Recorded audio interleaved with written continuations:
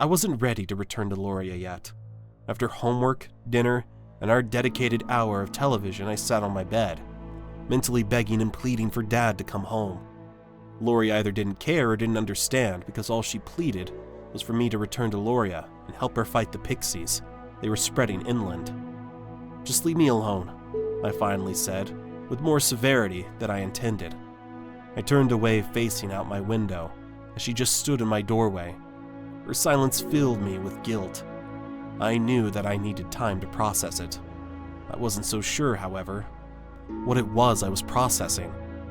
After a moment that felt more like an eternity, she finally spoke. "Fine, I'll deal with them on my own." And she left.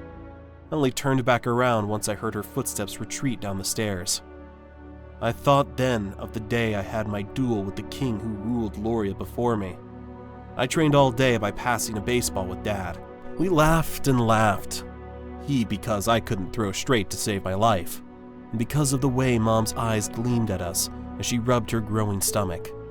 Both worlds were mine for the taking that day. We arrived at the baseball stadium as a family.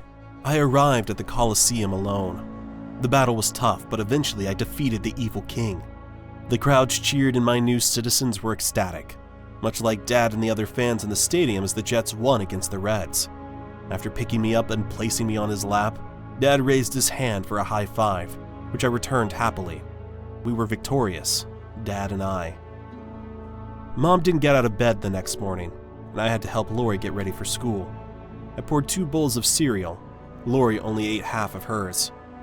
"Seaside Villa was destroyed," she stated matter-of-factly.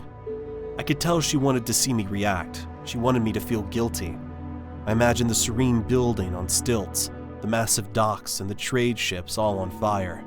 The citizens ran around in chaos, trying to save what little they could from the wreckage they once called home. They were crying, praying, pleading, and worst of all, dying.